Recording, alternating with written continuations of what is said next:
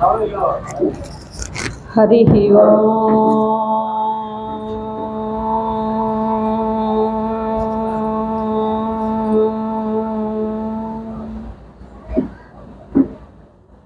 श्रीलक्ष्मी वल्लभारंभां विखनो मुनिमध्यमाम् अस्मदाचार्यपर्यन्तां वन्दे गुरुपरम्पराम्। अस्मत्श्रीगुरुभ्यो नमः। रामाय रामभद्राय रामचन्द्राय वेदसे रघुनाथाय नादाय सीतायाः पतये नमः। मनोजवं मारुततुल्यवेगं जितेन्द्रियं बुद्धिमतां वरिष्ठं वातात्मजं वानरयोधमुख्यं श्रीरामदूतं शिरसा नमामि।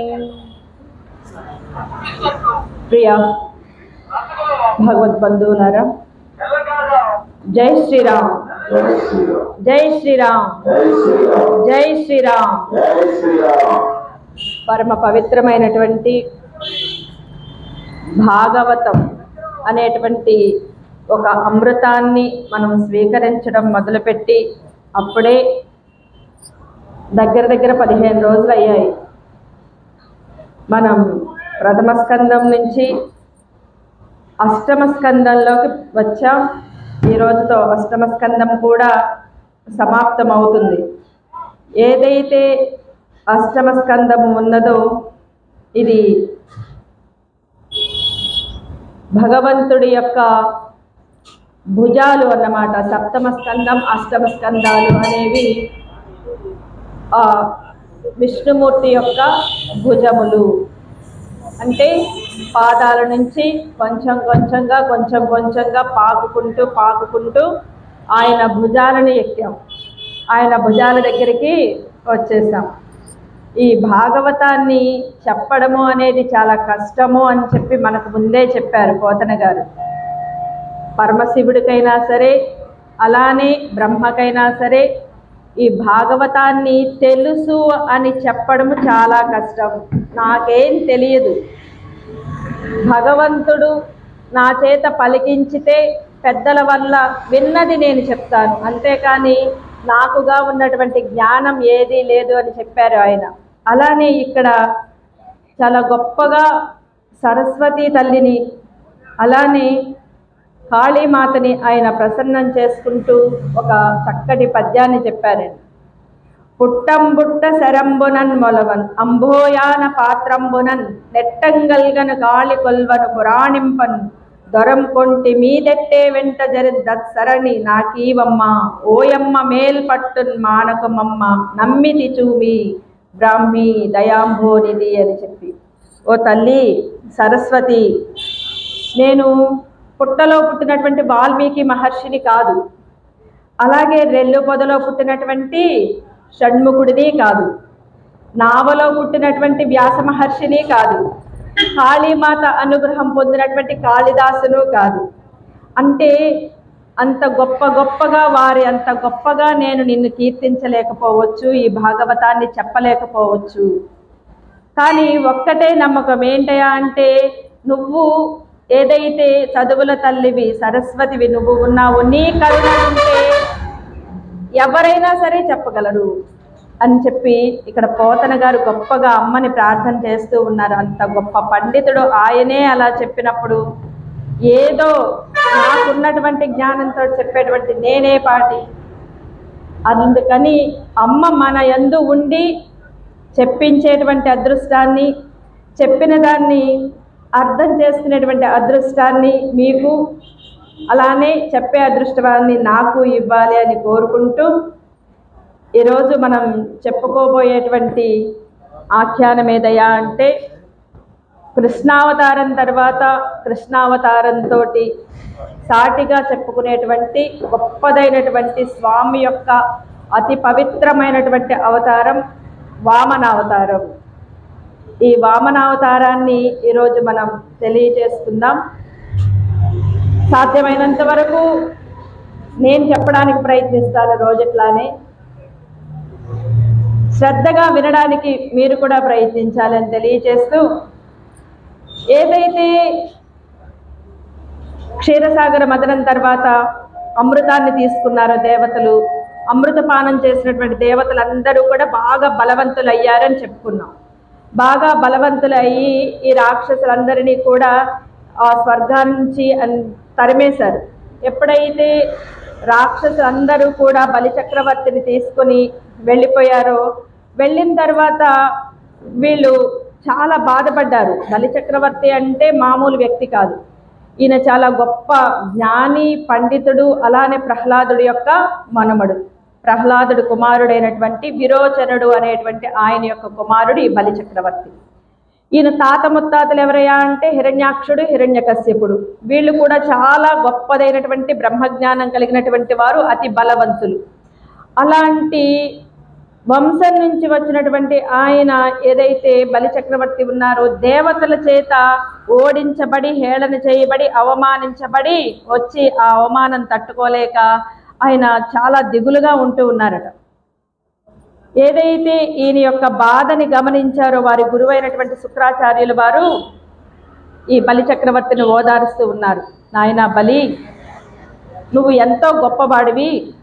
దేవతలు అమృతాన్ని స్వీకరించి వాళ్ళు బలాన్ని సంపాదించినప్పటికీ కూడా నీ చేత నేను ఒక యాగం చేయించుతాను. ఈ యాగం ఏంటయ్యా అంటే, ఈ యాగం చేసిన వాళ్ళు ఈ విశ్వాన్ని జయించగలిగేటువంటి శక్తి వస్తుంది. దీని పేరు విశ్వజిత్ యాగం. ఈ విశ్వజిత్ యాగం చేసిన వాళ్ళకి విశ్వాన్ని జయించేటువంటి శక్తి వస్తుంది. కాబట్టి దీనిని నేను ఏరి కోరి నీ చేత ఈ యజ్ఞాన్ని చేయించుతాను అని చెప్పి గురువుగారు ఎంతో ప్రేమతోటి ఈ బలిచక్రవర్తి చేత ఈ యజ్ఞాన్ని చేయించారండి. విశ్వజిత్ యాగము అని చేయించారు. ఈ యాగం చేసేసరికి ఈయనకి ఎనలేని శక్తి, బలము, తేజస్సు వచ్చాయన్నమాట. ఏదైతే శక్తి, ఆ తేజస్సు ఈయనకి సంప్రాప్తి అయ్యాయో, ఈయన తనతో పాటుగా మహాబలవంతులైనటువంటి యమధర్మరాజు కూడా వణికిపోయేటువంటి బలం కలిగినటువంటి రాక్షస సేనని తీసుకొని అమరావతి పైకి దండయాత్రకు వెళ్ళారండి. ఇంద్రుడి ఏదైతే పట్టణం ఉందో అమరావతి పైకి దండయాత్రకు వెళ్ళారు.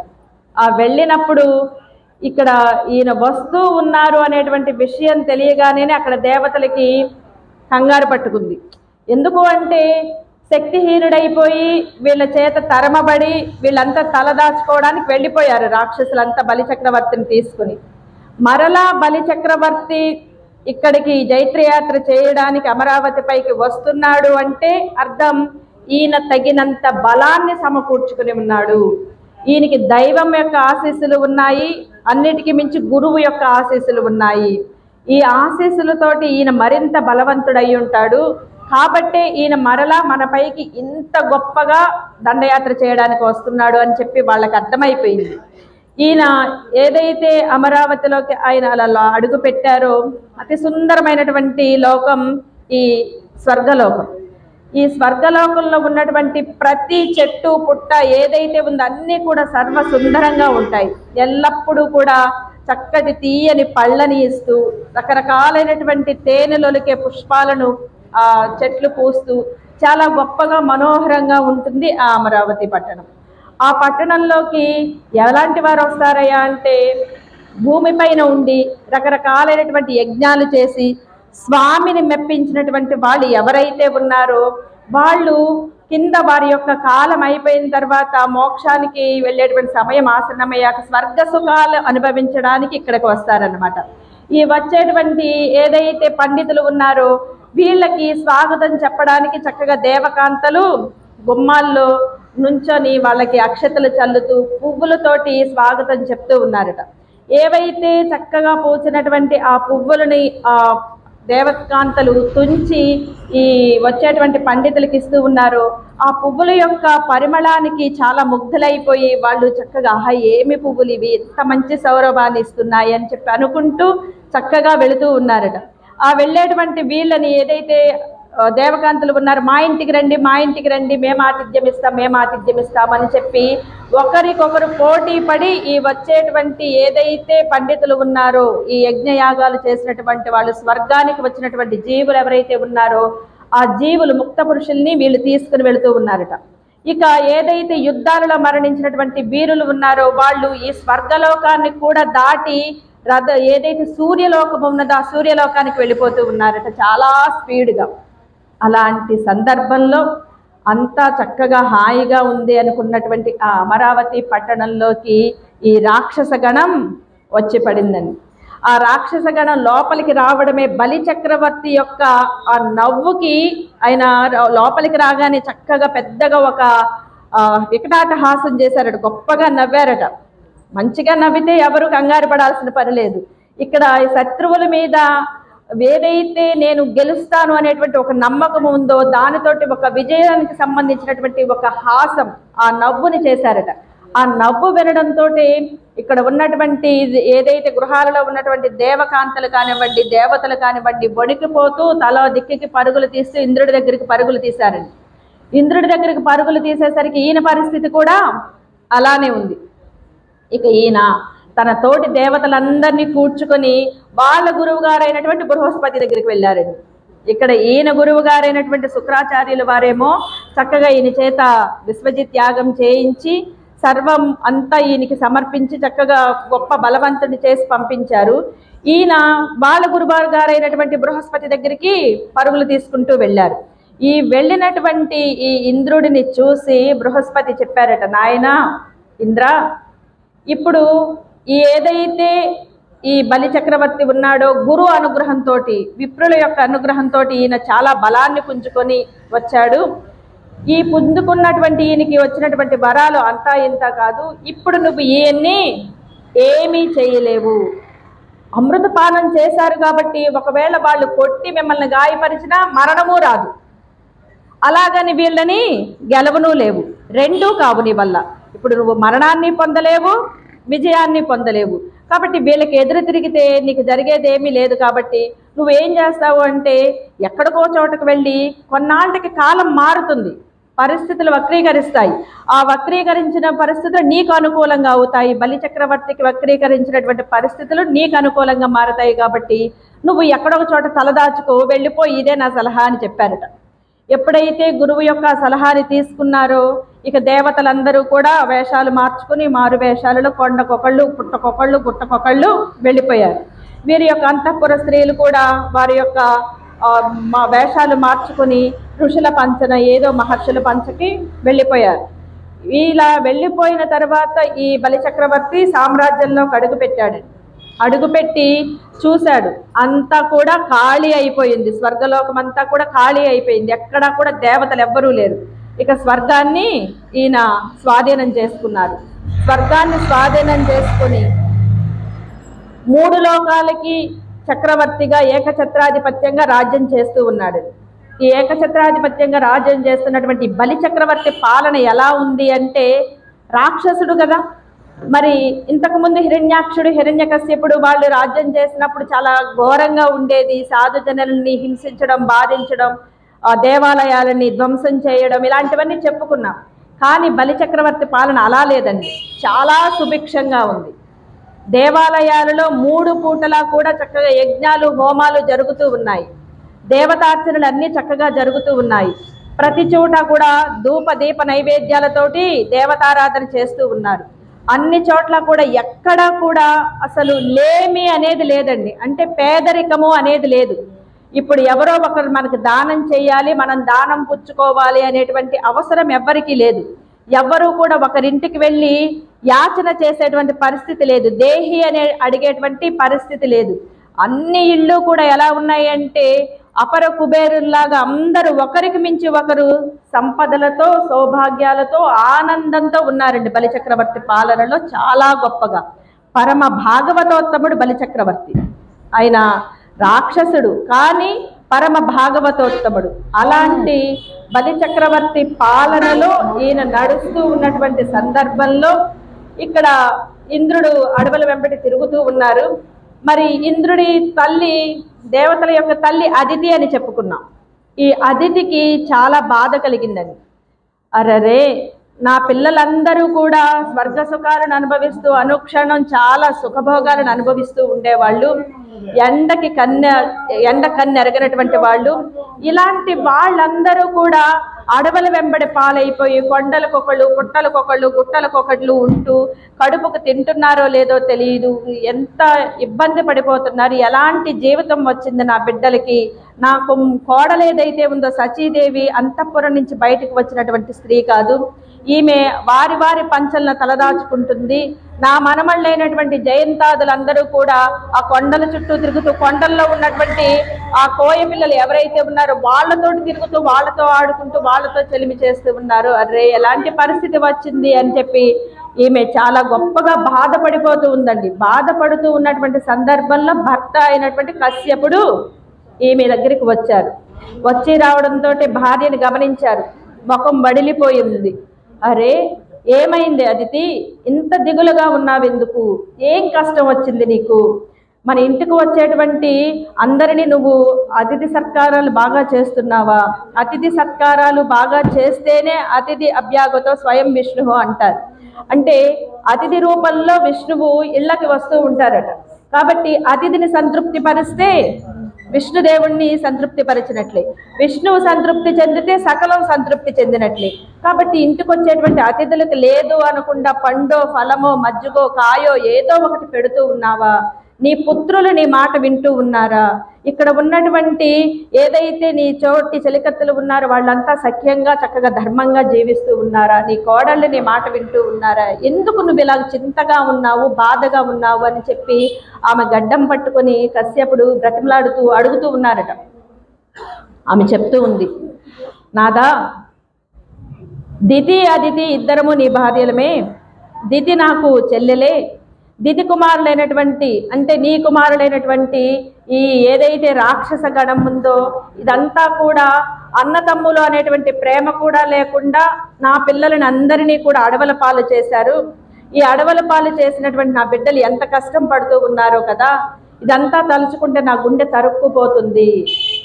నా పెద్ద కుమారుడైనటువంటి ఇంద్రుడు ఎలాంటి కష్టాలు పడుతూ ఉన్నాడో, ఆయనను అనుసరించి ఉన్నటువంటి దేవతలందరూ కూడా ఎంత కష్టపడుతూ ఉన్నారు, నా కోడలైనటువంటి సచీదేవి ఎంత ఇబ్బంది పడుతూ ఉందో, నాకు ఇదంతా చాలా బాధగా ఉంది. నువ్వు సర్వం తెలిసినటువంటి వాడివి, సాక్షాత్ ఆ బ్రహ్మ యొక్క మానస పుత్రుడివి కదా, మరొక బ్రహ్మ లాంటి వాడివి. నన్ను ఈ కష్టం నుంచి బయటపడేటువంటి మార్గం చెప్పు అని చెప్పి భర్తను అడిగిందండి. ఎప్పుడైతే భర్తని అడిగిందో ఆయన సర్వం గ్రహించారు. గ్రహించి ఒక క్షణం మౌనంగా ఉన్నారు. ఉన్న తర్వాత ఆయన ఇక్కడ అదితికి చెప్తూ ఉన్నారు, అదితి నువ్వు దీని గురించి ఎక్కువగా బాధపడకు. కాలము అనేది ఎప్పుడు ఎలా మారుతుందో తెలియదు. తండ్రి ఎవరు, కుమారుడు ఎవరు, అసలు రాజ్యం ఎక్కడి నుంచి ఉంటుంది, రాజు ఎవరు, బంట్ ఎవరు, ఇదంతా కూడా కాలచక్రంలో విష్ణువు చేసేటువంటి మాయ. ఈ మాయలో ఒకసారి ఒకరు పదవిలోకి రావచ్చు, ఇంకొకసారి ఆ చక్రం తిరిగినప్పుడు ఇంకొకరు పదవిలోకి రావచ్చు. ఈ పదవులు ఏవైతే ఉన్నాయి ఇవన్నీ కూడా అశాశ్వతం. నువ్వు బాధపడకు, నిరంతరం విష్ణువుని ధ్యానిస్తూ ఉండు. నీకు నేను ఒక వ్రతాన్ని చెప్తాను, ఆ వ్రతం చేస్తూ నువ్వు నేను ఇచ్చినటువంటి మంత్రాన్ని ఉపాసన చేస్తూ ఉండని చెప్పి భార్య అయినటువంటి అదితికి ఇక్కడ ఈయన చక్కటి ఉపదేశం చేసి మంత్రోపదేశం చేశారండి. మంత్రోపదేశం చేసిన తర్వాత ఆమెకు జలభక్షణం అనేటువంటి ఒక వ్రతాన్ని ఇచ్చారు. జలభక్షణం అంటే ఈ వ్రతం జరిగేటువంటి అన్ని రోజులు కూడా ఏం చేయాలయ్యా అంటే ఈమె జలాన్ని మాత్రమే స్వీకరిస్తుంది. ఇక అన్యదా ఏ విధమైనటువంటి ఆహారాన్ని తీసుకునేది లేదు. ఈ జలభక్షణం అనేటువంటి వ్రతాన్ని చెప్పి ఆయన వెళ్ళిపోయారు. వెళ్ళిపోయిన తర్వాత ఈమె ఏదైతే ఫాల్గుణ మాసం వచ్చిందో ఫాల్గుణ మాసంలో శుద్ధ పాడ్యమి రోజు ఈ వ్రతాన్ని ప్రారంభించింది తల్లి అదితి. ప్రారంభించి ఆ వ్రతాన్ని అక్కడి నుంచి ఫాల్గుణ ద్వాదశి వరకు చేసిందండి అమ్మ. చేసి ఆ ద్వాదశి విష్ణువుకి ఇష్టమైనటువంటి తిథి కదా, ఆ రోజున అమ్మ వ్రతాన్ని కంప్లీట్ చేసుకొని పూర్తి చేసుకొని విష్ణువు యొక్క ధ్యానంలో ఉంది. చక్కగా ఆయననే మనసారా ధ్యానం చేస్తూ ఉంది. ఆ ధ్యానం చేస్తూ ఉన్నటువంటి ఆమె యొక్క మనోభావాన్ని గ్రహించినటువంటి శ్రీ మహావిష్ణువు ఆమెకు చక్కగా దర్శనాన్ని ఇచ్చారు. చాలా గొప్పగా ఆయన తన యొక్క సంపూర్ణమైనటువంటి రూపాన్ని అదితికి చూపించారు. ఆమె ఆ తేజస్సుకి ఒక్కసారిగా కళ్ళు తెరిచి చూసేసరికి ఎదురుగా తను పూజించేటువంటి, తను మనసులో సంకల్పం చేసుకొని భావిస్తున్నటువంటి మూర్తి ఎవరైతే ఉన్నారో ఆయన ఎదురుగా ఉన్నారు. ఆ ఎదురుగా ఉన్నటువంటి స్వామికి ఈ చేతులు రెండు కైమోడ్చి ఆమె నమస్కారం చేస్తూ ఆయనను అలానే చూస్తూ ఉన్నదట.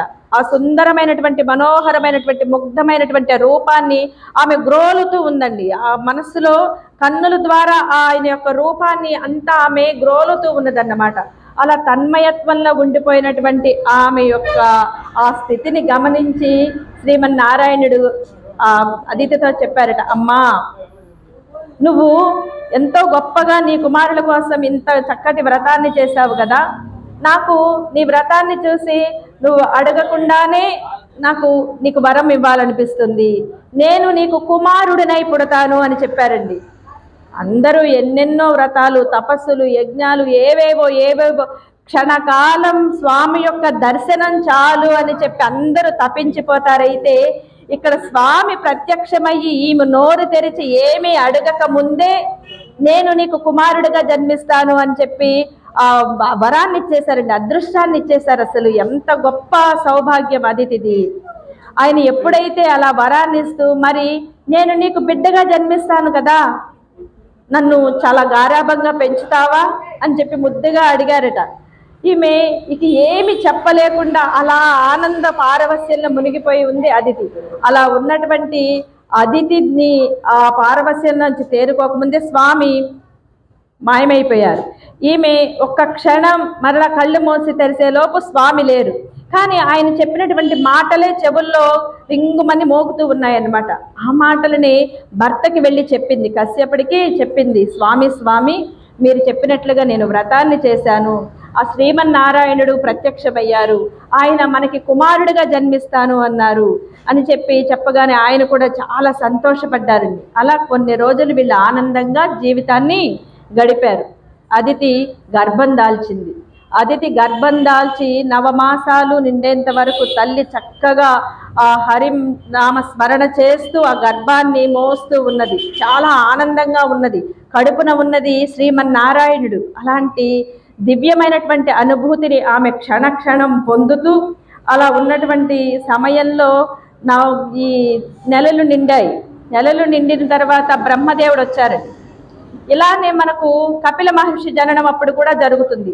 ఆ తల్లి 9 మాసాలు మోసిన తర్వాత స్వామి ఈ భూమి మీదకి వచ్చేటువంటి క్షణంలో బ్రహ్మాది దేవతలు వెళ్ళి ఆయనకి స్తోత్రం చెప్తూ వెల్కమ్ చెప్తారండి, స్వాగతం చెప్తారు. ఇక్కడ భూమిపైకి స్వామి అవతారం చేయడానికి వస్తూ ఉన్నారు.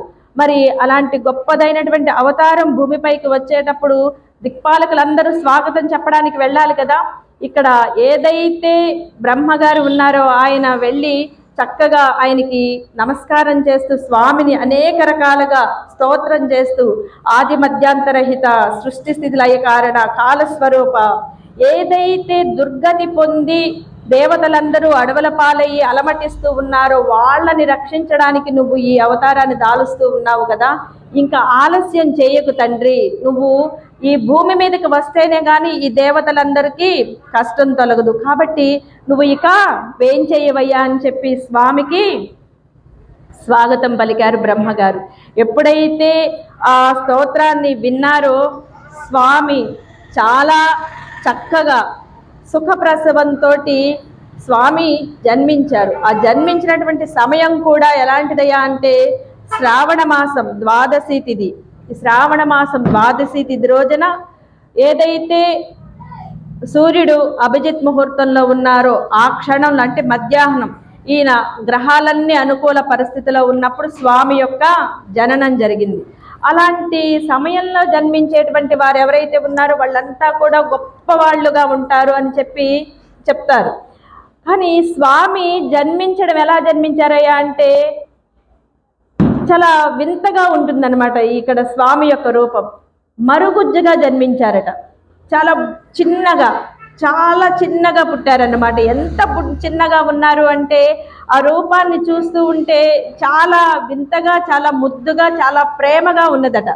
అలాంటి స్వామి జన్మించడమే ఎలా అయితే దేవికి జన్మించినప్పుడు చతుర్భుజుడై జన్మించారో అలా ఇక్కడ స్వామి జననం కూడా వామనమూర్తిగా జననం కూడా చతుర్భుజుడై పట్టు పీతాంబరాలు ధరించి, మెడలో కౌస్తుభాన్ని ధరించి, శ్రీవత్సాన్ని ధరించి, అలానే చక్కగా శంఖచక్రాలను ధరించి, చక్కగా నవ్వుకుంటూ ఆ జులపాల జుట్టుతోటి స్వామి ముగ్ధ మనోహరంగా జన్మించేశారండి. ఆ జన్మించినటువంటి ఆయనను చూసేసరికి ఇక అదితికి ఆనందానికి, ఆశ్చర్యానికి అసలు అవధి అనేది లేకుండా పోయింది. శ్రీమన్నారాయణుడు తన గర్భాన జన్మించాడు అనేటువంటి ఆనందము, శ్రీమన్నారాయణుడు నాకు జన్మించాడు అనేటువంటి ఆశ్చర్యము కలిపి ఆమె ఆ బిడ్డని అలానే చూస్తూ పొత్తిళ్లలోకి తీసుకున్నటువంటి ఆ బిడ్డని చూస్తూ చాలా ముద్దుగా ఉన్నారు స్వామి. ఎంత ముద్దుగా ఉన్నారు అంటే ఆమె అక్కడ దిష్టి తీస్తూ ఆ స్వామిని తన ఒడిలోకి తీసుకున్నది. తీసుకున్నటువంటి స్వామి మాయ చేస్తారు కదా, వెంటనే ఈయన జన్మించడం తన యొక్క రూపాన్ని చక్కగా చూపించేశారు. నేనే జన్మించాను, వేరెవరో కాదు, శ్రీమన్నారాయణుడిగా నేనే వైకుంఠం నుంచి వచ్చాను అని చెప్పి తన రూపాన్ని చూపించారు. చూపించిన వెంటనే రూపాన్నంతా మరుగున పరిచేసుకున్నారండి. ఇక సామాన్యంగా అయిపోయారు. అయిపోవడం కూడా ఎలా అయిపోయారంటే అప్పుడే జననం పొందినటువంటి ఆ శిశువు చక్కగా ఒక 5 ఏళ్ల బాలుడిగా మారిపోయారు. అంటే మాటలు వచ్చినటువంటి ఒక చిన్న బాలుడిగా మారిపోయారు. మారిపోయి ఒక చిన్న గోచి, వంటిపై నీకు ఏ విధమైనటువంటి ఆభరణాలు లేవు, ఒక చిన్న గోచి పెట్టుకుని ఉన్నారు. ఈ ఉన్నటువంటి స్వామి ఎంత ముద్దుగా ఉన్నాడు అంటే అమ్మ దగ్గరికి వెళ్ళాడు. తల్లి ఆ రూపాన్ని చూసేసరికి ఈ మహావిష్ణువు మాయలో పడిపోయి ఈయన శ్రీ మహావిష్ణువు అనేటువంటి విషయాన్ని మర్చిపోయింది. ఇక్కడ దేవకీదేవి కూడా మర్చిపోతుంది, ఇక్కడ తల్లి మర్చిపోయింది. మర్చిపోయిన వెంటనే పుత్రవాత్సల్యము అనేది, ఆ మాతృమూర్తికి ఆ ప్రేమ అనేది వచ్చింది.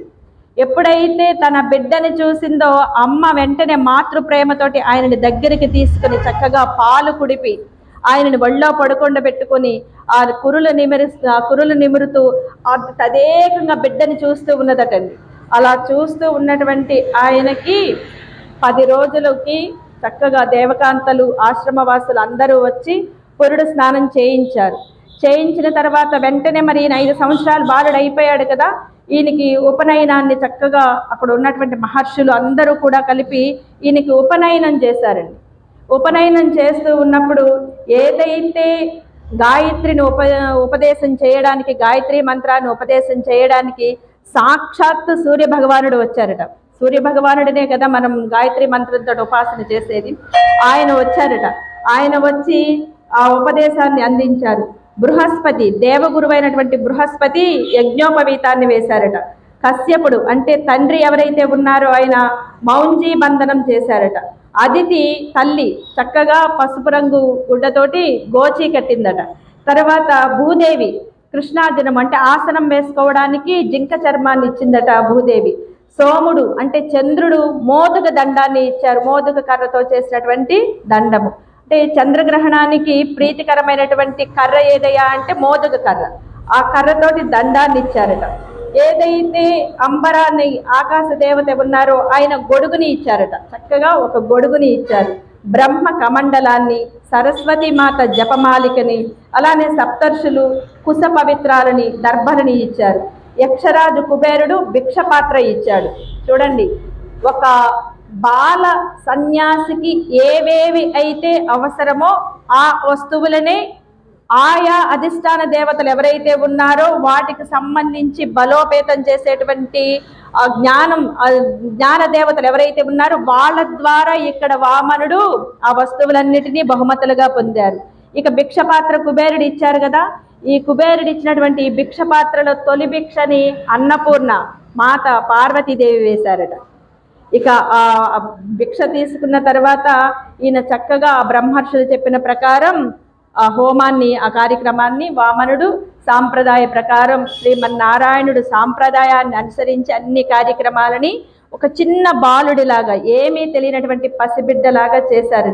ఇలా చేసిన తర్వాత ఈయన చక్కగా ఆశ్రమం ముందు కూర్చుని ఆడుకుంటూ ఉన్నారు. పిల్లాడు తిరుగుతూ ఆడుకుంటూ ఉంటారు కదా, అలా ఆడుకుంటూ ఉన్నారు.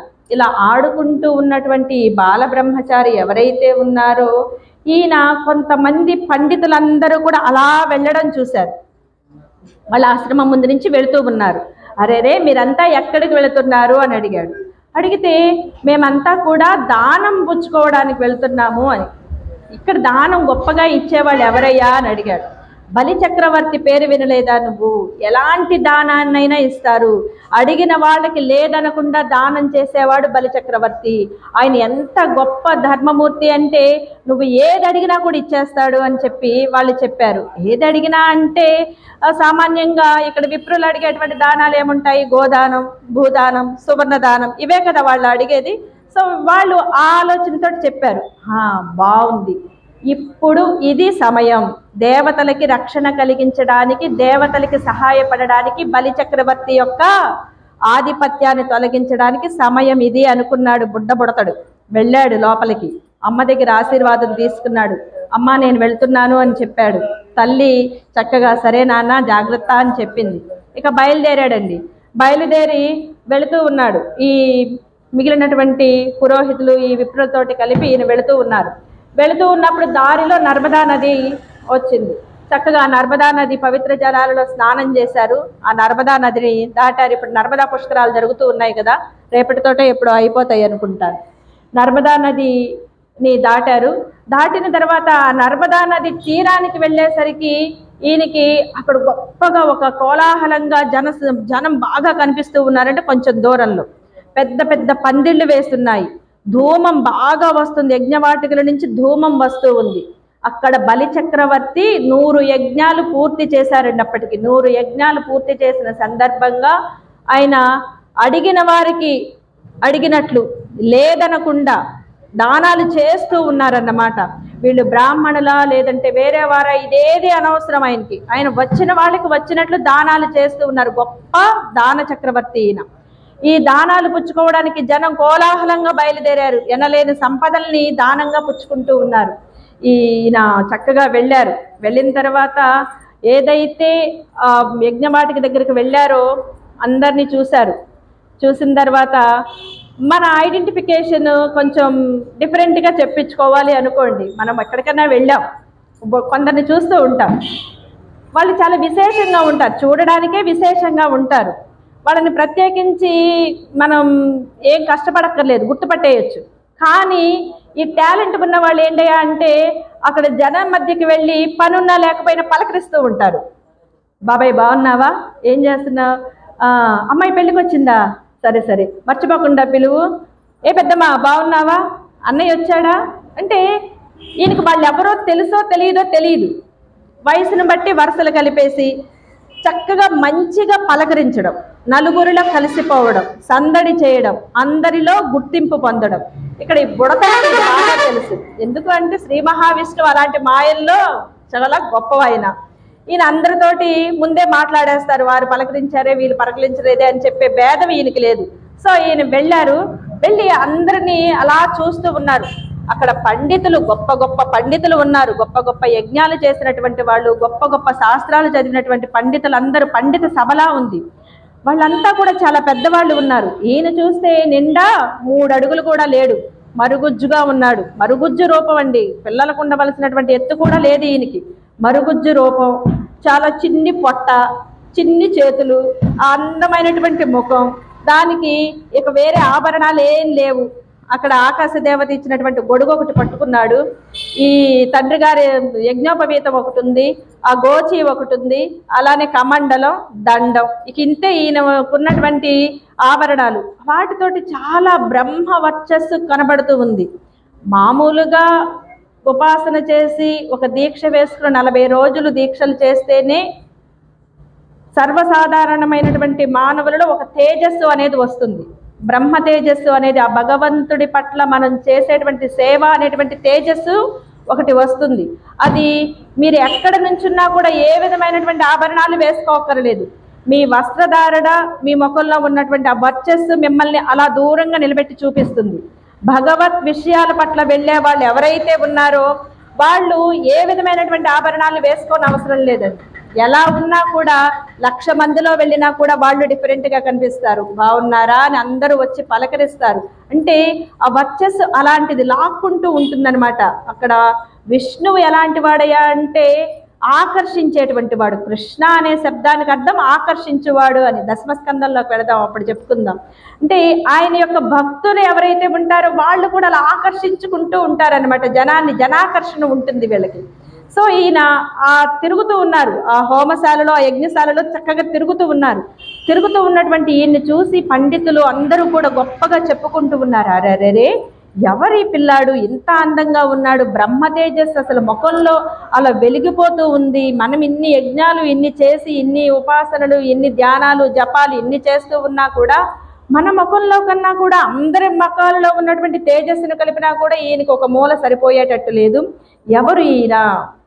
శంభుండో హరియో పయోజ భవుడో చండాంసుడో వహ్నియో దంబాకారత వచ్చెగాక ధరణిన్ ధాత్రీసురుండెవ్వడి సుంబోద్యుతనుడి మనోజ్ఞతంచున్ విస్మయ భ్రాంతులై సంభాషించిరి బ్రహ్మచారిగని తత్సభ్యుల్ రహస్యంబుగన్.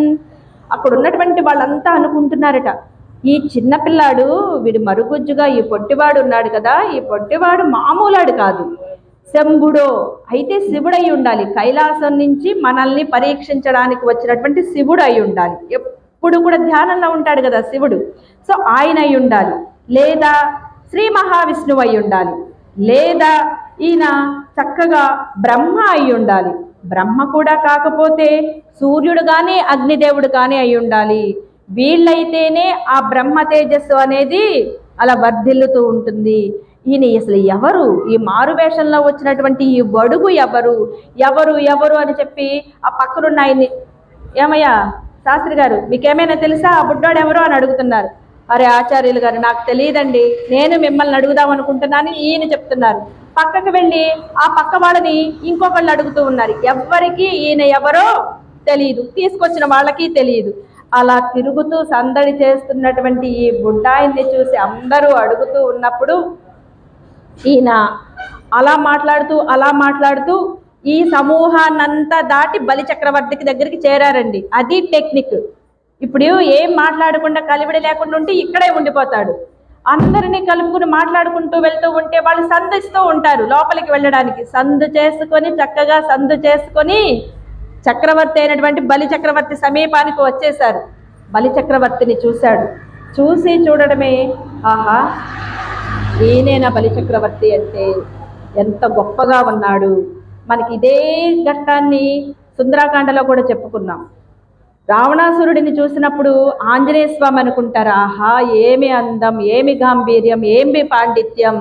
ఈ పరస్త్రీ వ్యామోహము అనేది ఒక్కటి లేకపోతే ఈ రావణాసురుడు రావణ బ్రహ్మయే కదా, ఎంత గొప్పవాడు ఎంత పండితుడు అని చెప్పి ఆంజనేయుడు మెచ్చుకుంటారండి. ఇక్కడ బలి చక్రవర్తిని చూసి వామనుడు మెచ్చుకుంటూ ఉన్నారు. ఓహో ఇతడేనా దానవ చక్రవర్తి? ఎవరైతే దేవేంద్రుడు అగ్ని యమాది దిక్పాలకులు ఉన్నారో వారందరి యొక్క ఏదైతే అహంకారం ఉందో దాన్ని తుంచి వాళ్ళని వంచి వాళ్ళని గెలిచి వాళ్ళ లోకాలను స్వాధీనం చేసుకున్నటువంటి ప్రభువు ఈయనేనా? ఎంత ఇదిగా ఉన్నాడు, ఇతనేనా ఇన్ని యజ్ఞాలు చేయించుతూ ప్రజలని కన్న బిడ్డల వలె చూస్తూ ఇంత గొప్పగా భూరి దక్షిణను దానాలు చేస్తూ అలానే ఏ విధమైనటువంటి లోటు లేకుండా దేవాలయాలన్నిటినీ సంరక్షిస్తూ గొప్పగా పాలన చేస్తున్నటువంటి బలి చక్రవర్తి ఈయనేనా అని చెప్పి ఆ బడుగు ఆశ్చర్యపోతూ ఆయన్ని చూస్తూ ఉన్నారట. అలా చూస్తూ ఉన్నటువంటి ఆయన వెంటనే మహారాజుని ప్రసన్నం చేసుకోవాలి అంటే మంగళం చెప్పాలి, స్వస్తి వాచకాలు చెప్పాలి. ఇక ఈయన మొదలు పెట్టారండి. అసలే గొప్ప వాక్చాతుర్యం కలిగినటువంటి వాడు విష్ణుమూర్తి. విష్ణుమూర్తికి ఉన్నటువంటి వాక్చాతుర్యం వల్లనే అనేక రకాలైనటువంటి కష్టాలు వచ్చినప్పుడు దేవతలకి అందరూ ఉపాయం కోసం విష్ణువు దగ్గరికి వెళతారు. ఆయన అయితే కరెక్ట్గా ఒక ఉపాయాన్ని చాలా గొప్పగా చెప్పగలరు అని చెప్పి ఈయన వెంటనే స్వస్తి వాచకాలు అంటే ఆ బలి చక్రవర్తిని ఆశీర్వదిస్తూ స్వస్తి చెప్తూ ఉన్నారండి. బలి చక్రవర్తికి ముల్లోకాలను శాసించేటువంటి దానవ చక్రవర్తి ఎవరైతే ఉన్నారో బలి చక్రవర్తి నీకు మంగళమవుగాక. ఏదైతే ఇంద్రుడిని అవలీలగా అణగదొక్కి ఒక్క నవ్వుతోటే ఆ స్వర్గలోకాన్ని అంతటినీ కూడా హస్తగతం చేసుకున్నటువంటి ఓ బలి చక్రవర్తి నీకు స్వస్తి. ఏదైతే మునీంద్రుల చేత స్తుతించబడి మంగళకరమైనటువంటి యాగాలు జరిపించేటువంటి గొప్పదైనటువంటి దానగుణము దైవగుణము ఉన్నటువంటి వాడా బలి చక్రవర్తి నీకు స్వస్తి అని చెప్పి అందరినీ కూడా అన్ని రకాలుగా ఆయనకి చక్కగా స్వస్తి ఆశీర్వాదం ఇస్తూ ఉన్నారు. ఆ ఆశీర్వాదం విన్నారండి బలి చక్రవర్తి. ఇప్పటి వరకు ఈయనకి అందరూ పెద్ద పెద్ద వాళ్ళు కనిపించారు, చాలా బలవంతులు, చాలా పెద్దవాళ్ళు కనిపించారు. ఈ బుడ్డాడిని చూడాలి అంటే ఆయన తల కిందకి దించాల్సి వచ్చింది. ఎంతున్నాడు? కొంచెం ఉన్నాడు, మరుగుజ్జు అవతారం, చాలా చిన్నగా ఉన్నాడు. వాక్కు చూస్తే మామూలుగా లేదు, పిట్ట కొంచెం కోతగనం అన్నట్లుగా. ఈయన ఆకారానికి ఈయన చేసేటువంటి శబ్దానికి అసలు పొంతనే లేనట్లుగా. ఆ వయసులో ఉన్న పిల్లలు ఎలా మాట్లాడతారు? చాలా ముద్దుగా, చిన్న చిన్నగా, చాలా క్యూట్గా మాట్లాడతారు. ఈయన కూడా ముద్దుగానే మాట్లాడుతూ ఉన్నారు, కానీ జ్ఞానంతో కూడినటువంటి స్వస్తి వాచకాలు చెప్తూ ఉన్నారు. దానికి ఆయన అసలు పొంగిపోయారట బలిచక్రవర్తి. చిన్నపిల్లలు తిరుగుతూ ఉంటే భలే ముద్దుగా ఉంటుందండి. అది ఏ సభ అయినా కానివ్వండి. సభలు ఎలా ఉంటాయంటే, ఆలయాలకి భక్తులు ఉండాలి, భక్తులుంటేనే ఆ ఆలయం యొక్క ప్రాశస్త్యము, ఆలయానికి అందము, ఆలయానికి ఒక గుర్తింపు వస్తుంది. అక్కడ భగవంతుడు ఉన్నాడు అని ఎలా తెలుస్తుంది? భక్తులు వస్తూ ఉంటే తెలుస్తుంది. ఒక పెళ్లి జరుగుతూ ఉంది, పెళ్లిలో 1000 మంది, 2000 మంది, 1,00,000 మంది మగవాళ్ళు వెళ్ళనివ్వండి, అందం రాదండి. 1000 మంది మగవాళ్ళు వెళ్ళినా 100 మంది చక్కగా మొత్తైదువులు వెళ్ళి పట్టు చీరలు కట్టుకుని రకరకాల ఆభరణాలు వేసుకుని వాళ్ళు సందడి చేస్తూ, ఆ కొంగులు తిప్పుతూ, నడుం చుట్టూ తిప్పుతూ, నవ్వుతూ, ఆ పువ్వులు పెట్టుకుని విసురుకుంటూ, చలోక్తులు వేసుకుంటూ, ఆహా ఉంటుందండి వాళ్ళ సౌందర్యం. పెళ్లి పందిరి అంటే ఎలా ఉండాలి అన్నట్లుగా ఉంటుంది. అంటే మొత్తైదులు ఆడవాళ్ళు ఉండాలి, ఆడవాళ్ళు ఉంటేనే ఆ సభకి నిండు ఉంటుంది. ఏ సభలో అయినా అండి, ఆడవాళ్ళు లేకపోతే అంత నిండు ఉండదండి. ఆడవాళ్ళు ఉంటే అది దేవాలయం కానివ్వండి, లేదంటే ఒక వివాహ వేదిక కానివ్వండి, ఒక సద్గోష్ఠి కానివ్వండి, ఏదైనా సరే సందడి సందడిగా చూడడానికి కన్నులకి ఇంపుగా ఉంటుందన్నమాట. కన్నులకి అందంగా ఆనందాన్ని కలిగిస్తూ ఉంటుంది వాళ్ళ మహిళా మణుల సముదాయం. అలాంటి ఇక్కడ ఈయన చాలా గొప్పగా ఈయనకి స్వస్తి చెప్పారు కదా. ఈయన చూస్తమే బలి చక్రవర్తికి ఆనందం వేసింది. ఇంత బుడ్డాడు ఎంత గొప్పగా చెప్తున్నాడు అని చెప్పి ఆశ్చర్యపోయి, అక్కడ ఎవరికీ తెలియదు కాబట్టి ఆయన్నే అడుగుతూ ఉన్నాడు, వడుగా ఎవ్వరు వాడవు నువ్వు? ఓ అబ్బాయి, బుడ్డోడా, ఎవరి పిల్లాడివి అని అడుగుతూ ఉన్నాడు. మనం చిన్నపిల్లలు తిరుగుతుంటే అడుగుతూ ఉంటాం కదా, ఎవరి అబ్బాయివి ఇంత ముద్దుకున్నాడు అని చెప్పి. ఎవరి అబ్బాయివి? నీ వారెక్కడుంటారు? నీ చోటు ఎక్కడ? నువ్వు ఇక్కడికి వచ్చడం వలన, నువ్వేదైతే వచ్చావో, నువ్వు రావడం వలన ఇప్పటి వరకు నేను 100 యజ్ఞాలు చేశాను కదా. ఈ 100 యజ్ఞాలు చేయడం అంటే ఇంద్ర పదవి వస్తుందన్నమాట. 100 యజ్ఞాలు చేశాను కదా, ఈ 100 యజ్ఞాలు చేసినా రానటువంటి సంతృప్తి నువ్వు రావడంతో వచ్చింది. ఇప్పుడు యజ్ఞం పూర్తి అయినట్లుగా ఉంది నిన్ను చూడడం వలన. ఇంతమందికి దానాలు ఇచ్చాను కదా, ఇప్పుడు నాకు సంతృప్తి కలుగుతుంది నీకు దానం ఇస్తే. అసలు ఎవరు నువ్వు అని చెప్పి అడిగారు. అడిగితే ఈయన చెప్తూ ఉన్నాడు, నేను ఎవరని చెప్పను, ఏమని చెప్పను, నేను అందరికీ కావాలి, నాకెవ్వరూ లేరు. నన్నైతే అందరూ కోరుకుంటారు, నాకెవ్వరూ లేరు. నేను ఎవరికి సంబంధించిన వాడను కాదు. ఒకప్పుడు నా దగ్గర బోలెడంత సంపద ఉండేది, సిరి ఉండేది, ఇప్పుడు అది కూడా లేదు, ఏమీ లేదు. ఇదిగో ఇదే నా వేషం, ఇదే నేను. మీరేదో గొప్ప దాతలని చెప్పారు, దానం అడుగుదానని వచ్చాను అని చెప్పి చాలా గొప్పగా, మహారాజా మీరు అడిగింది లేదనకుండా ఇస్తారట కదా అని అంటున్నాడు. అరే, పెద్ద పెద్ద వాళ్ళు, కోరికలు ఉన్నవాళ్ళు, వాళ్ళ కోరికలు ఆలోచించుకుని ద బెస్ట్ కోరిక అడిగితేనే నేను తీరుస్తూ ఉన్నాను కదా. ఈ బుడ్డోడికి ఏం కోరికలు అడగడం వచ్చు? వీరికి ఉన్నటువంటి తెలివికి మహా అయితే ఒక చాక్లెట్టో ఏదో అడుగుతారు, అంతకన్నా ఎక్కువ అడగలేరు కదా. చిన్నపిల్లలు పదవులు అడగలేరు, మోక్షాలు అడగలేరు, ఏం అడగలేరు కదా. సో ఈ బుడ్డాడు ఏం అడుగుతాడులే అని చెప్పి, నువ్వేం కావాలంటే అది ఇస్తాను, ఏం కావాలి, నీకు ఏం కావాలో అడుగు అని అంటూ, మరి ఆ అబ్బాయికి తెలుస్తుందో లేదో ఏం అడగాలో. చిన్నాడు కాబట్టి ఏం అడగాలో తెలియదేమో, ఒకవేళ కడుపు నిండా భోజనం పెట్టి పంపించేయమంటాడేమో అని చెప్పి బలి చక్రవర్తే అడుగుతూ ఉన్నారండి. ఏం కావాలి నీకు? వరచేలంబులో, మాడలో, ఫలములో, వన్యంబులో, గోవులో, హరులో, రత్నములో, రథంబులో, విమృష్టానంబులో, కన్యలో, కరులో, కాంచనమో, నికేతనములో, గ్రామంబులో, భూములో, ధరణి ఖండమో కాక ఏమడిగేదో దాత్రి సురేంద్రోత్తమా. ఓ నాయనా, నీకేం కావాలో అడుగంటే ఈ అబ్బాయి చెప్తున్నాడు, మీరు అనుకున్నట్లుగా నాకేం అక్కర్లేదు, నేనేమి మేలైన పట్టు వస్త్రాలు అడగను, నేనేమి బంగారం అడగను, మృష్టాన్న భోజనాన్ని అడగను, గోవులు అడగను, గుర్రాలు అడగను, రథాలు అడగను, ఏది రాజ్యాలు అడగను, నేను ఏమీ అడగను. నాకు కావాల్సిన ఒక చిన్న కోరిక, ఆ చిన్న కోరిక తీరిస్తే చాలు అని చెప్పి, సరే నాయనా అసలు ఆ కోరిక ఏంటో చెప్పు అన్నాడు. అనగానే ఈయన మరి నా కోరిక చెప్తాను, చెప్పాక తీర్చును అంటే కుదరదు, నువ్వు నాకు మాట ఇస్తే నాకేం కావాలో అడుగుతాను అన్నాడు. నేను ఆడిన మాట తప్పను, నువ్వు ఏది అడిగినా ఇస్తాను, అంత ముద్దుగా ఉన్నావు, అసలు నువ్వు ఏది అడిగినా ఇస్తాను అన్నారు. మాట తప్పవు కదా బలి చక్రవర్తి? తప్పను నాయన, ఏం కావాలో అడుగు. 3 అడుగుల నేల చాలు నాకు, నువ్వు ఇన్ని బహారాలు ఇవన్నీ నువ్వు ఇచ్చినా నేనేం చేసుకుంటాను? నాకు ఆల్రెడీ మా అమ్మ ఒక గోచి కట్టింది కాబట్టి పట్టు వస్త్రాలు అక్కర్లేదు, ఒక యజ్ఞోపవేతాన్ని వేశారు కాబట్టి నాకు హారాలు అక్కర్లేదు, మా నాన్నగారేమో మౌంజీ ఇవి ఇచ్చారు, నాకు ఇంకా వేరే వస్తువులతోటి వడ్డాణాలతోటి పని లేదు, నేను కూర్చోవడానికి ఆసనంగా కృష్ణజీనాంబరం ఉంది, నాకు ఇంకా అంతకన్నా కూడా వేరే సింహాసనాలు ఏమీ అక్కర్లేదు, నాకు కూర్చోవడానికి నా జంక చర్మం చాలు, తలపైన పట్టుకోవడానికి ఒక ఛత్రం ఉంది అది చాలు, తాగడానికి నీళ్ళకి కమండలం ఉంది, చేయి పెట్టుకోవడానికి ఒక దండం ఉంది, ఇంతకన్నా ఒక సన్యాసి బాలుడికి కావాల్సిన ఏముంటుంది బ్రహ్మచారికి? కాబట్టి నాకు ఉన్నవి ఏవి నేను కోరుకోను, ఉన్నవి మనం కోరుకోకూడదట, నాకు కావలసింది ఇవ్వు చాలు, ఆ 3 అడుగుల నేల ఇవ్వు చాలు అన్నాడు. ఎప్పుడైతే ఈయన 3 అడుగుల నేల అడుగుతూ ఉన్నారో ఇక్కడ శుక్రాచార్యుడికి అర్థమైపోయింది, వచ్చింది శ్రీ మహావిష్ణువు, దేవతలందరినీ ఉద్ధరించడానికి ఈయన వచ్చేశాడు. ఈ వచ్చి రావడం కూడా బలి చక్రవర్తి గుర్తించకుండా ఆయనను మాయలో పడేసుకున్నాడు.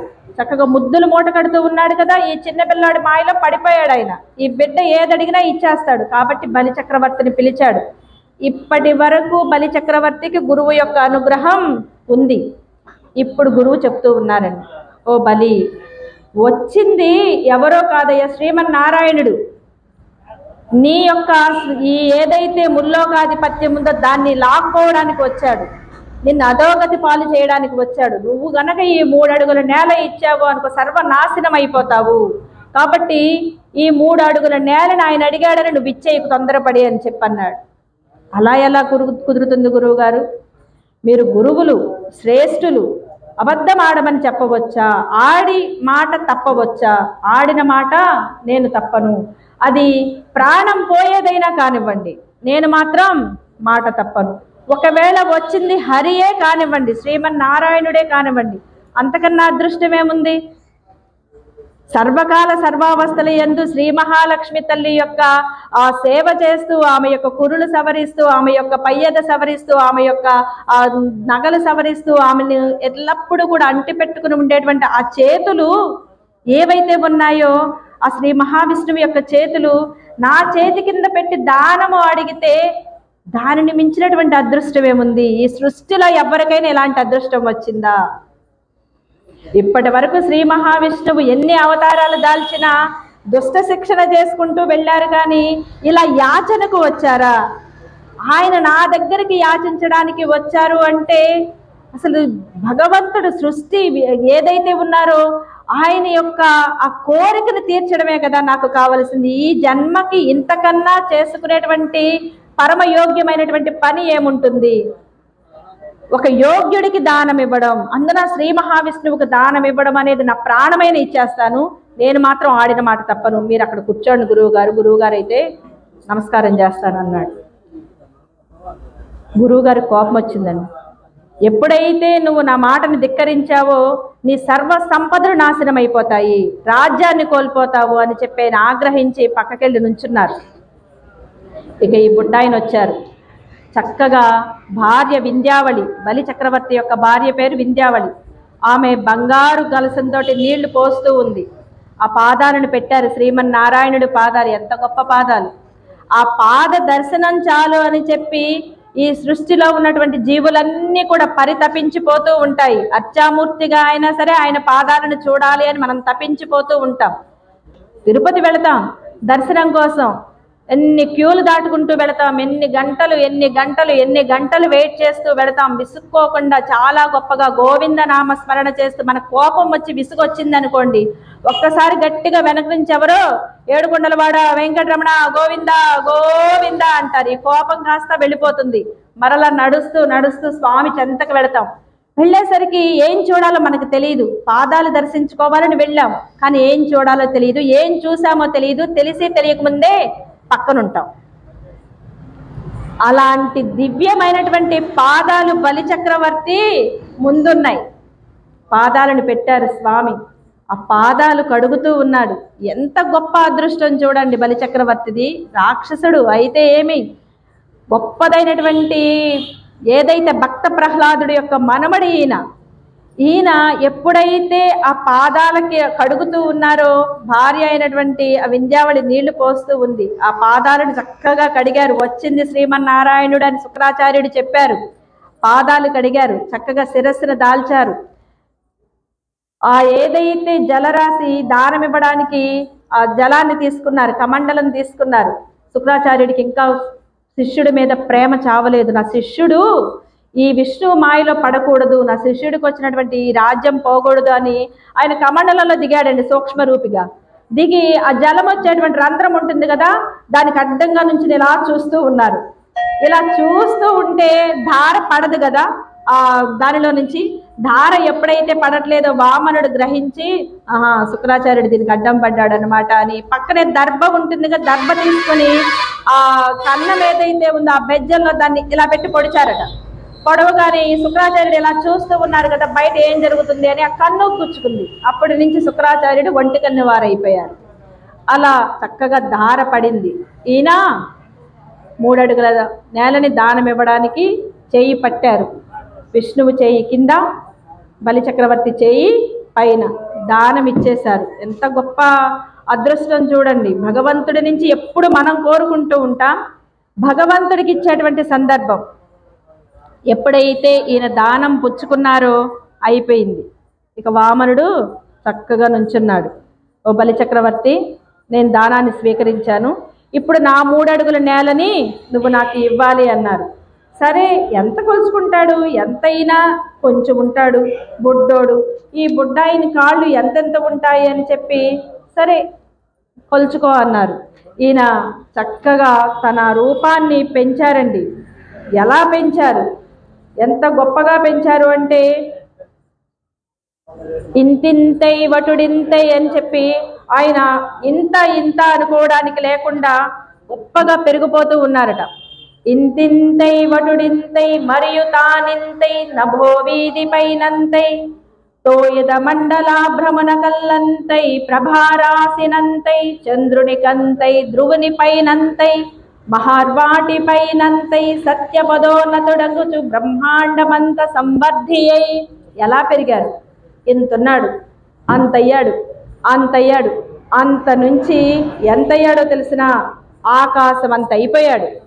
ఆకాశం అంత అయిపోయినట్టు ఆయన అక్కడతో ఆగాడా, మేఘమండలాన్ని అంతా ఆవరించేశారు. అంటే ఆకాశం ఏదైతే మనకు కనిపించేటువంటి బయోస్పియర్, ఐనోస్పియర్ దాటేశారు. ఇక పైకి వెళ్ళిపోయారు. పైకి వెళ్ళిపోయిన తర్వాత ఏదైతే ఆకాశం మించిపోయి తేజోరాశి అంటే నక్షత్ర మండలాన్ని కూడా దాటేశారు. ఆ నక్షత్ర మండలాన్ని దాటి చంద్రుడిని దాటి ధ్రువుడు చెప్పుకున్నాం. అన్ని మండలాల కన్నా కూడా విష్ణు పదం గొప్పది. ఆ విష్ణు పదం చుట్టూ ఉండేటువంటి మండలమే ధ్రువ మండలం అని. ధ్రువ మండలాన్ని కూడా దాటేశారు. మొత్తం అంతా కూడా వ్యాపించేశాడండి స్వామి.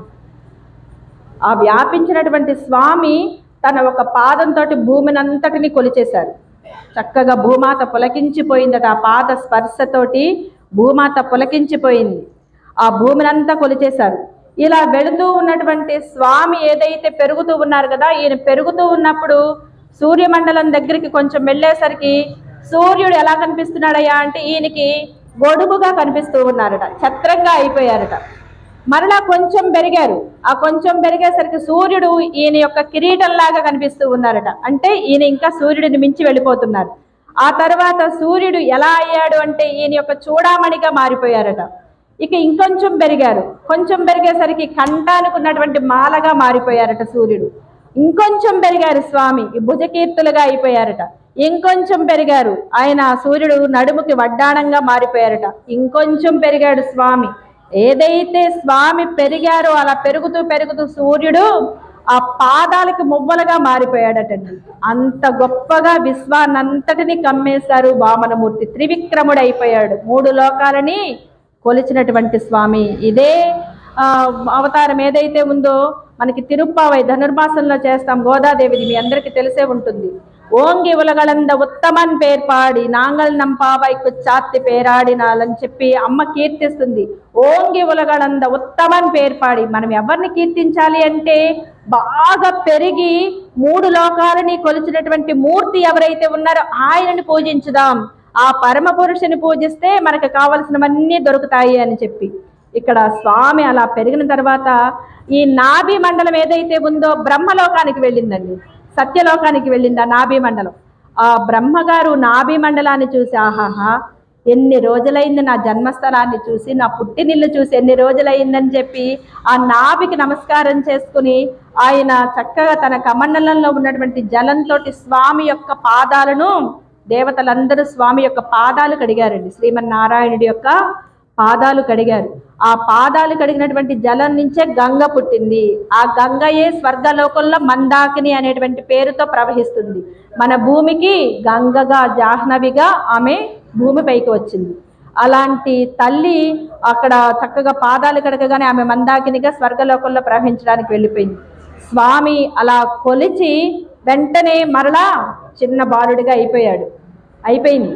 మొత్తం ఆకాశ మండలాన్నంతా ఒక్క అడుగుతో కొలిచేశారు. భూమండలాన్నంతా ఒక్క అడుగుతో కొలిచేశారు. మరలా చిన్నగా అయిపోయారు. వచ్చారు. బలి నా 3వ అడుగు ఏది అన్నాడు. బలి చక్రవర్తి ఆనందపడిపోయాడండి. భయపడిపోలేదు, కంగారు పడిపోలేదు, దిగులు పడిపోలేదు. శ్రీమన్నారాయణుడి యొక్క త్రివిక్రమ స్వరూపాన్ని కాంచాడు. ఆయన ఆనందంతో శిరస్సును చూపించాడు. నీ 3వ అడుగుతో నన్ను ప్రక్షాళన చెయ్యి, నన్ను పునీతుడిని చెయ్యి అని కోరుకున్నాడు.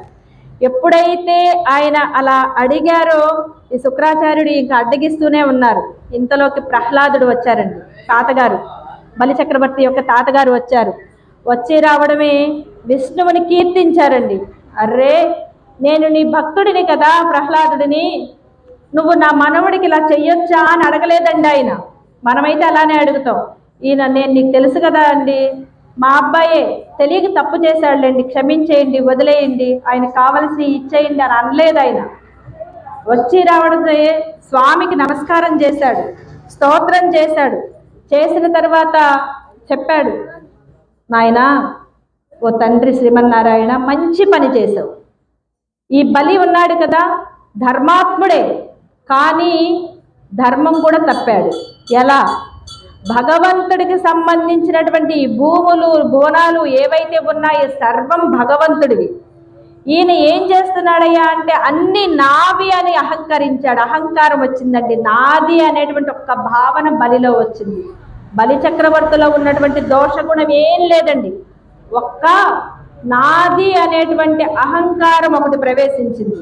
ఆ అహంకారంతో నేను దానాలు చేస్తున్నాను, నేను బంగారం దానం చేస్తున్నాను, నేను భూమిని దానం చేస్తున్నాను, నేను గోవులు దానం చేస్తున్నాను, నేను అగ్రహారాలు దానం చేస్తున్నాను, నేను నేను నేను అనుకున్నాడు.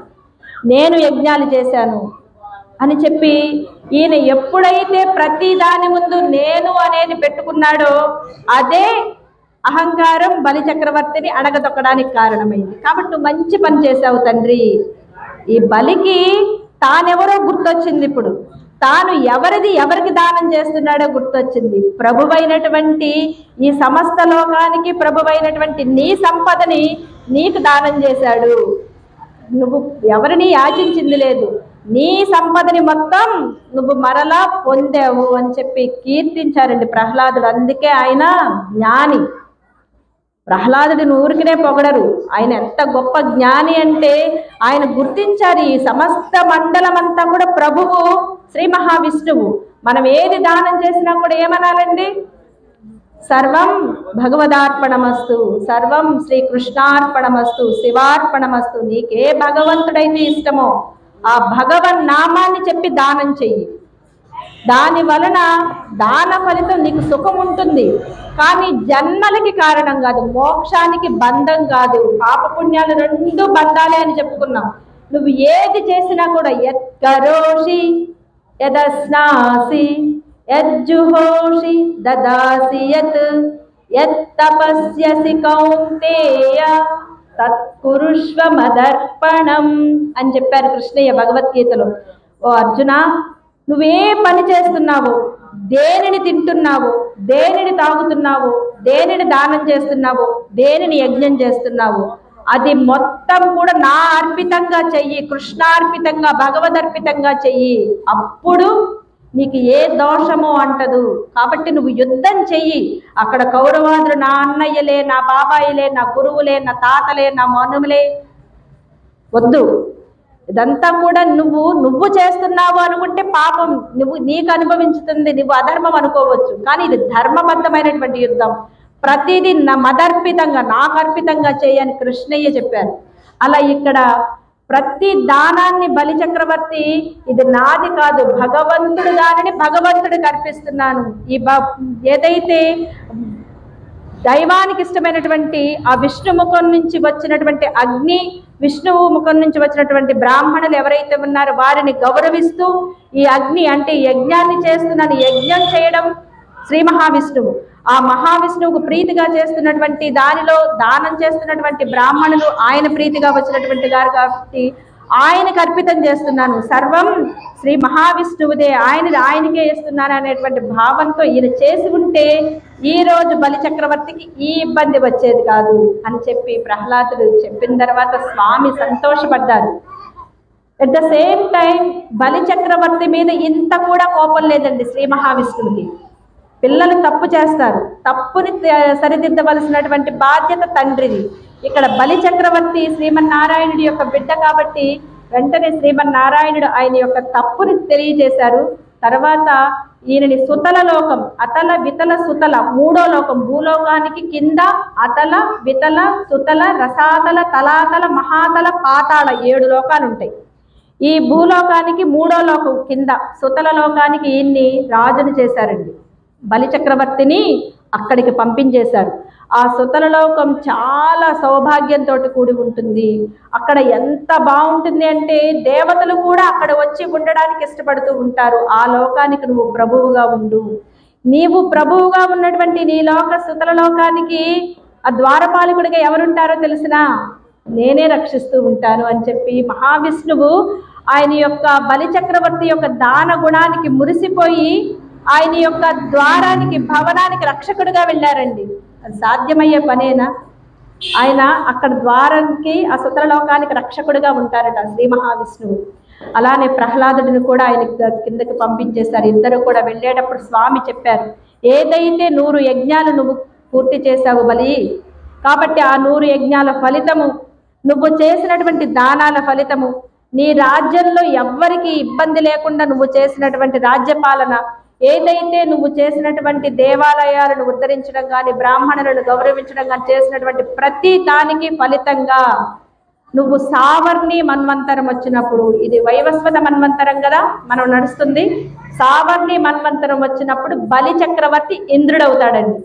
అంటే ఈయన ఏదైతే ఇంద్ర పదవి కోరుకున్నారో ఆ ఇంద్ర పదవిని సావర్ణి మన్వంతరంలో శ్రీ మహావిష్ణువు బలి చక్రవర్తికి వరంగా ఇచ్చేశారు. ప్రియా భగవద్బంధువులారా, భగవంతుడిని నమ్ముకుంటే ఎన్నటికీ చెడిపోరు. ఇక్కడ అదే విషయాన్ని శ్రీ మహావిష్ణువు చెప్పారు కూడా. ఎలా అంటే బలి చక్రవర్తి రాజ్యాలు అన్నీ పోగొట్టుకున్నారు కదా. ఇప్పుడు ఎవరైతే పరమాత్మ తత్వాన్ని గుర్తించి శ్రీ మహావిష్ణువు చేరాలి అనుకుంటారో వాళ్ళ దగ్గర నాది అనుకునేది లేకుండా చేస్తాడటండి శ్రీ మహావిష్ణువు. నేను నాది, నా పొలం, నా ఆస్తి, నా ఇల్లు, నా పిల్లలు, నా కారు, నా బంగ్లా, నా జ్ఞానం, నా చదువు అనుకున్నాను అనుకోండి, ఆయన లాక్కుంటూ ఉంటారట. ఇదంతా కూడా నీది అనేటువంటి భ్రమలో ఉన్నంత వరకు నువ్వు నన్ను గుర్తించలేవు, నువ్వు అవ్వడానికి నా భక్తుడివే అయినా ఇవన్నీ తీసుకుంటాను, నువ్వు నన్ను గుర్తించిన వెంటనే ఇంతకి ఇంత ఇస్తాను అంటారట. సో మనము కూడా నాది అనేటువంటి అహంకారాన్ని వదిలేసి సర్వం శ్రీకృష్ణార్పణమస్తు అనుకుని ఎప్పుడైతే ఈ దీక్షలు కానివ్వండి, ఈ సత్సంగాలు కానివ్వండి, ఏదైతే యజ్ఞాలు, హోమాలు, అన్నదానాలు, సంతర్పణలు ఏవైతే ఉన్నాయో ప్రతిదీ కూడా భగవదర్పితంగా చేద్దాం. అహాన్ని వదిలేద్దాం. భగవదర్పితంగా చేసినటువంటి ఫలితంగా భగవంతుడు ఇచ్చేటువంటి ఎనలేనటువంటి సౌఖ్యాలను పొందుదామని తెలియజేస్తూ జై శ్రీరామ్, జై శ్రీరామ్, జై శ్రీరామ్, జై హనుమాన్.